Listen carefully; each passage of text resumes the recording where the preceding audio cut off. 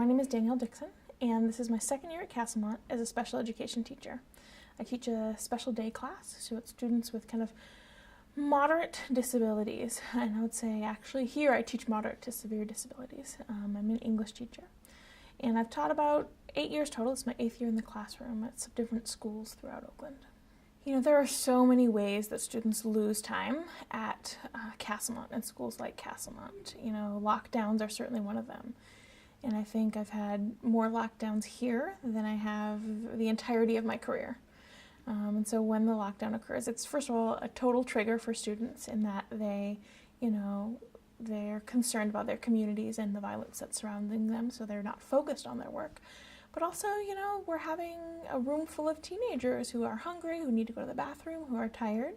And, it's very hard to plow through, English grammar when that's the case. Students are often triggered, and really what that means is that when something happens, it reminds them of many other incidents of struggle or challenge or trauma throughout their life. So I've taught many students here at Castlemont who have been shot before, and so hearing gunshots can take them back there.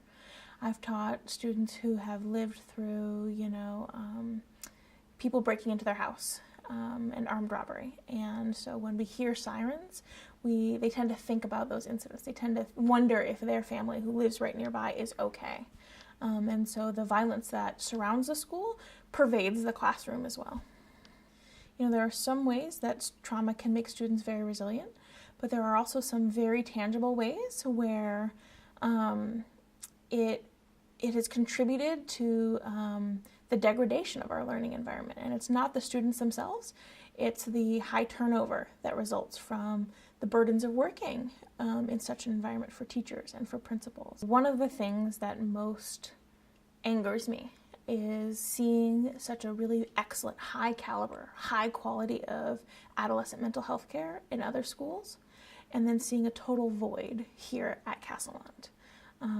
In particular, given the fact that our students need it at such higher rates than others. I have a good colleague who's in the middle of a reading class, and they've just done this wonderful activity, and in the middle of it, a student goes, "Did you know that I was shot?" And we don't have adequate mental health support. There were several months where all of our therapists were full, and there was a waiting list of about 20 students with similar stories who needed health care. And so our students aren't getting what they need in order to not only make academic progress, but to be healthy young people. There are a lot of pulls away from learning, and so our students are very resilient in keeping to learn, but I think there is significantly more we could be doing as a city, as a school, as a district, as a site, as a world to support the learning of these children. So meeting their needs outside of the classroom, but also kind of investing in schools where there's histories of trauma to help students so that they can focus. And part of that investment, I think, would really mean making a school a safe place so that at least during school hours, students know that they're safe and they can focus on their learning. And that's not something we have right now. School is not a safe place. I think that teacher turnover is something that comes from many places. I know teachers feel like they're almost in an abusive relationship with this school because we very deeply love our students. We very deeply love this campus and our colleagues, but it's not healthy, it's not safe. Everyone who loves us worries every day when we come to school about whether there will be a shooting. When I'm picking out my shoes in the morning, I think, are these shoes sustainable if we had a lockdown or if we had a major fight? And I don't think that's part of the thought process for teachers at other schools. I think the military has tours of duty, and that's a way that they frame doing this very hard job. You're going to do this job, but it's a given amount of time. And teaching at Castlemont, I think, is similar in the context of, we're not soldiers. I have a lot of respect for soldiers, but there are really extreme circumstances, and they're significantly more extreme than the civilian population of teachers that surround us. This is the school that's in my home district. This is where I would have gone to high school if I went to my residential school. And my parents didn't want that for me. So I think that sometimes families don't have or aren't making the choice to go elsewhere, and they shouldn't have to.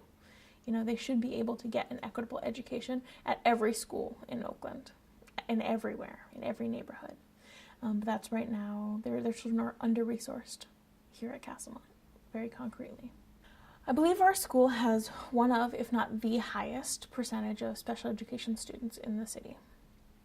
Similarly, for all of last year, we were understaffed in certain positions for the entire year. Every classroom is supposed to have a special education teacher as well as an instructional assistant, or a paraprofessional or intervention specialist. And those are the people that help students stay on task. Those are the people that supervise students walking to classes if they need that support. And those are positions that there just was not anyone here for over a year. We got someone to fill that position last month. So we're talking openings for nearly 2 years. 2 years of services that children have been due that just weren't staffed. And if we hadn't raised it, they wouldn't have been staffed. There's no one in the district who is recruiting instructional assistants. There's no one who is bringing people to help deliver the services that are legally entitled to children with IEPs. These are grave injustices. Our children are not disposable. They're here, whether you want to give it one more chance or not. They still need their education. This is their future in a very real sense. And to know that the people who are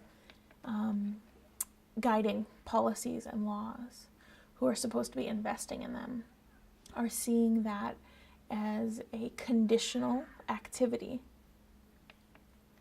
is exactly, from my understanding, what my predecessors, what Martin Luther King, what Brown versus the Board of Education is all about. One of the first questions any teacher at Castlemont is asked is, are you going to stay? Are you going to be here next year? Are you going to be here when I graduate? There is so much transience in terms of students, their colleagues, their peers. There's so much transience in terms of their principal. I had a student last year ask the new principal, are you going to be the principal when I graduate? And his answer was, I hope so. If it's up to me, yes. He was let go in August of last year. So many minutes are lost through power struggles. And a lot of those power struggles, I believe, relate to students just not trusting who they're with as a result of high teacher turnover. So-and-so was my teacher last year. They didn't do it this way. There's 10 minutes of class time for that teacher to go and work that out with that student. And teachers are, very willing to do that. And students can be brought through that process, but it is time. It is minutes away from teaching the PE drills that you're supposed to be doing, from teaching Algebra 1, This is time. This is learning time, and every minute counts, especially when our students are often very far behind, given the context of their peers. I think I've never taught a class that was so far behind. We had last year 12 students reading below a second grade level. And even in the context of a day classroom in special ed, that is extreme. On paper, one of my colleagues said, well, all of those students should be marked as having severe disabilities.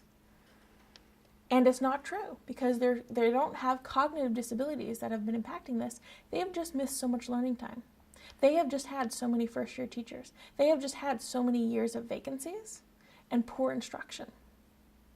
I have a student who graduated last year and was reading at about a first grade level. He said that he got through school by sleeping. He would sleep through all of middle school. And so when I came as a brand new teacher, expecting him to read and to take notes and to do all of these things, I spent an enormous amount of time being yelled at, getting a lot of pushback. And I don't think it's because, he hated me as a person, but because reading was really hard for him, and he was really used to not doing it, which is what he'd been permitted to do for years and years and years. that student's now in prison. And I think that when we are not bringing students along to where they need to be, the criminal justice system is very quick to pick up that slack.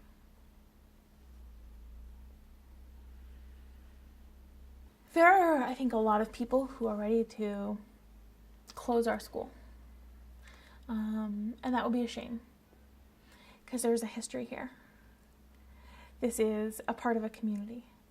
And I truly believe Castlemont can work.